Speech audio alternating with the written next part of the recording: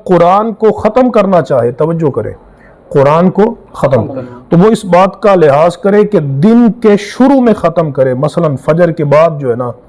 फजर के बाद कुरान को ख़त्म करे या रात की इब्तिदा में ख़त्म करे। इसका फ़ायदा क्या होगा? इमाम दारमी सनद हसन के साथ रिवायत करते हैं कि हज़रत साद बिन अबी वक़ास रज़ी अल्लाह ताला अन्हु ने फरमाया